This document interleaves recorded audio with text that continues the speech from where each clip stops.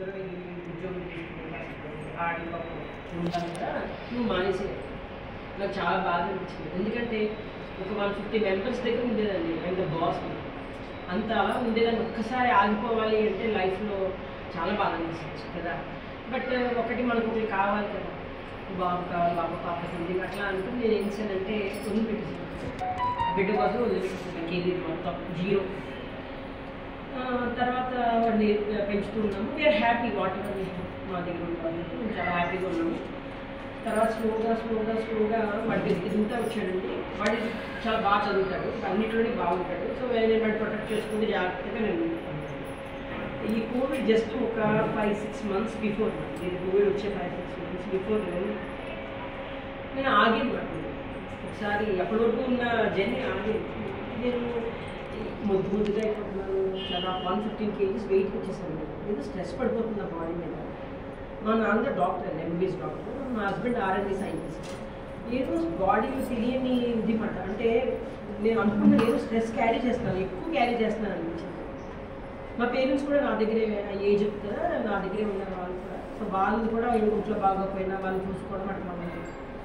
ఒకసారి నాకు ఎందుకు అనిపించింది, సో సమ్ లైఫ్లో మార్చాలి, మన ఏదైతే ఉందో అది కరెక్ట్గా లేదు, వీడిని ఇంకా బాగా చూసుకోవాలంటే నేనే చేంజ్ అవ్వాలి అని నా మైండ్ సెట్కి వచ్చింది.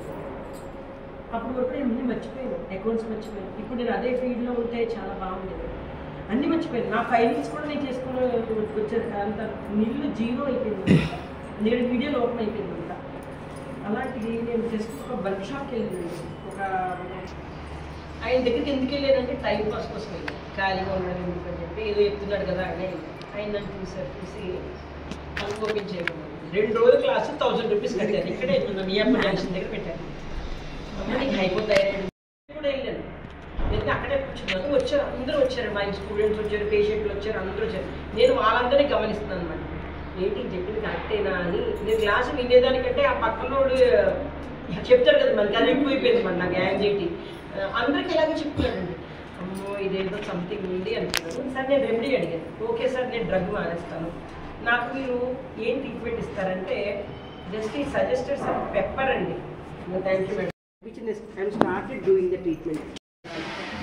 కానీ అలాగే నేను పెప్పర్ పెట్టేదాన్ని అన్ని చోట్ల. పెట్టేస్తే నాకు చాలా బాగుండేది. మా హస్బెండ్ తిట్టేవాడు, నా పరుగు చేస్తున్నావు, ఆ గిన్నెలు ఈ గిన్నెలో పెడుతున్నావు, మా కొలీగ్స్ వస్తే బాగోదు.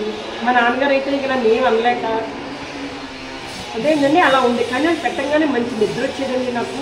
I last 7.5 kgs 1.5 monthsలో. నేను ఆయన టెస్ట్ చేద్దామని చేశానండి డ్రగ్ మానేసి. కానీ నాకు అంత వెయిట్ తగ్గేసరికి చాలా బాగుండేది. నెక్స్ట్ డే పొద్దున్నే పెప్పర్ చూస్తే స్మెల్ వచ్చేదనమాట. ఏదో సంథింగ్ ఉందని చెప్పి నేను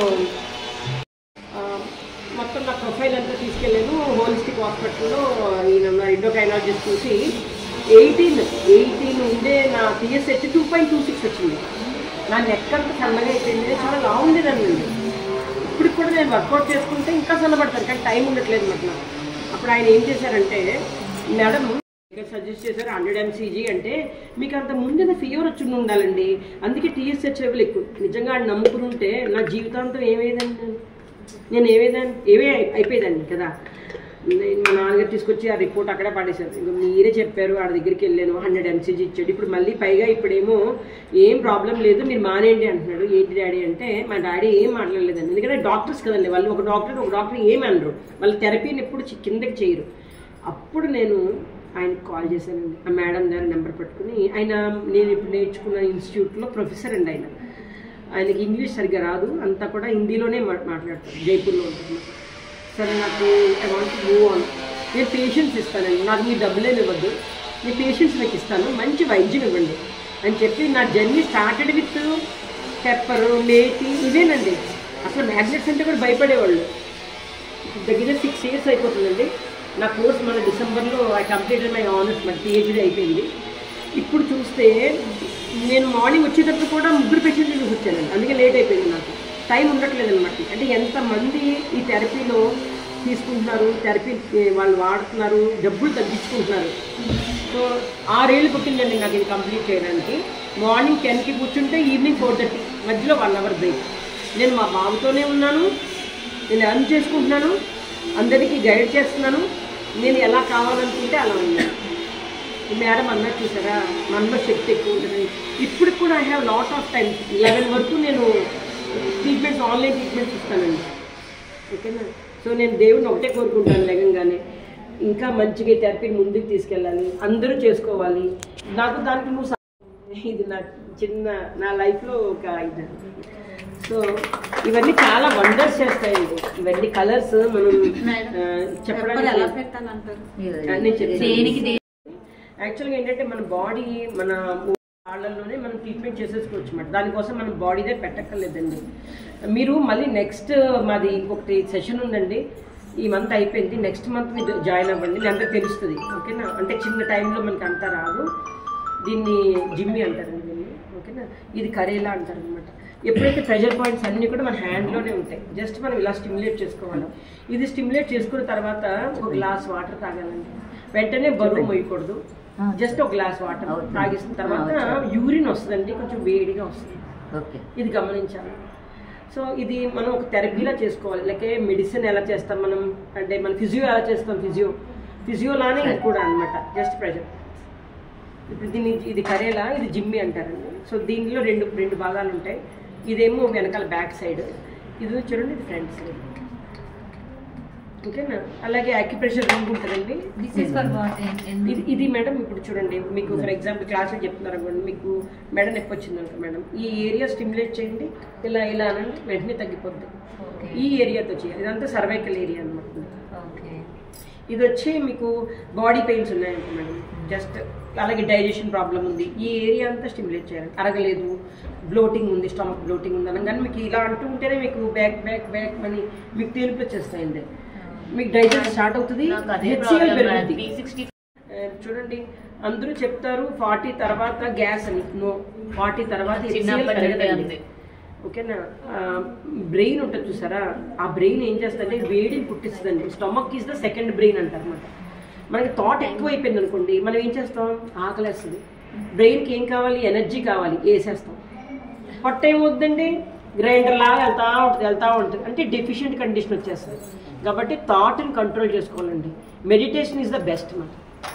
ఎప్పుడైతే థాట్ని కంట్రోల్ చేసామో దాని ప్రెషర్ పొట్ట మీద పడదు, మనకి ఆకలి వేయదు. మనం ఏం చేస్తామంటే ఆలోచిస్తూ ఉంటాం, కానీ బ్రెయిన్ ఎనర్జీ యూజ్ చేసినప్పుడు షీ నీడ్స్ గ్లూకోజ్. వెంటనే ఏమవుతుంది, గ్రైండర్ ఆన్ స్విచ్ ఆన్ చేస్తుంది, అది మనం తినేస్తూ ఉంటాం. కాబట్టి మనం ఒళ్ళు పెరగకుండా ఉండాలన్నా చేయాలన్నా కూడా ముందు మన మైండ్ స్ట్రెస్ రిమూవ్ చేసుకోవాలండి. Meditation best. ఓకేనా? మెడిటేషన్ చాలా బెస్ట్ అండి. రెండే, ఒక పువ్వు పట్టుకోండి చేతితోటి, లేకపోతే ఏదో ఒకటి సంథింగ్ ఏదో పట్టుకోండి. ఓకేనా? వినండి, అన్నీ వినండి. వాళ్ళని మనం నో అనడానికి కూడా ఉండదు.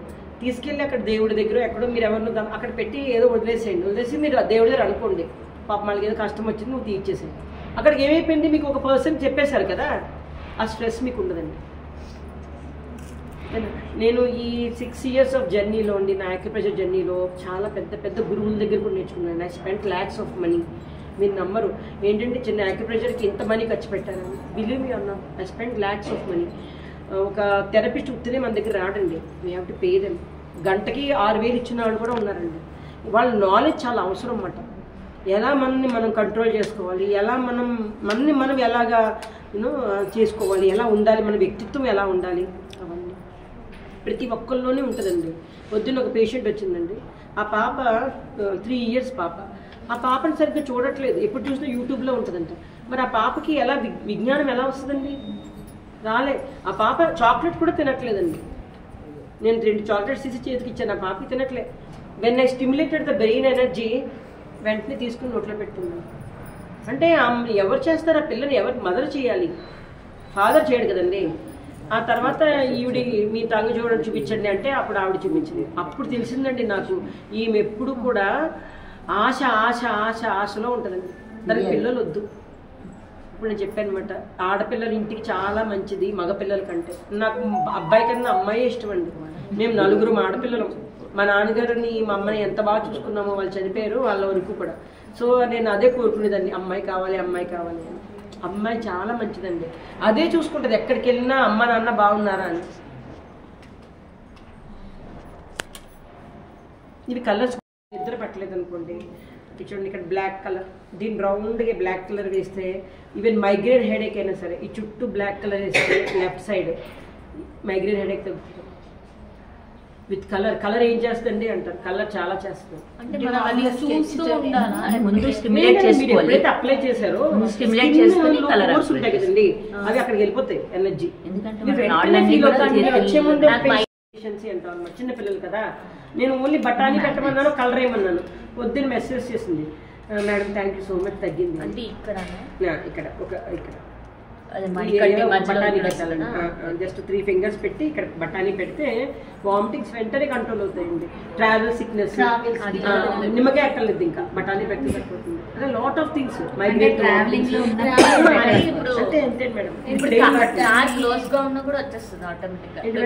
స్టార్ట్ అయింది రేపు నుంచి క్లాస్.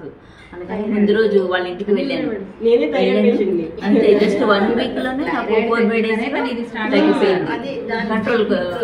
మన ఇంట్లో వాళ్ళకి ఇప్పుడు నువ్వు నేర్చుకున్నావంటే మీ అత్తగారికి, మీ అబ్బాయికి, మీ అమ్మకి అందరికి. పిల్లలకి ఇమ్యూనిటీ పెరగాలంటే ఏం చేయాలి, పిల్లలకి మెమరీ పవర్, ఎగ్జామ్స్ అన్ని ఉన్నాయి ఇక్కడ ఈ వేలికి వేయాలని చెప్తారు.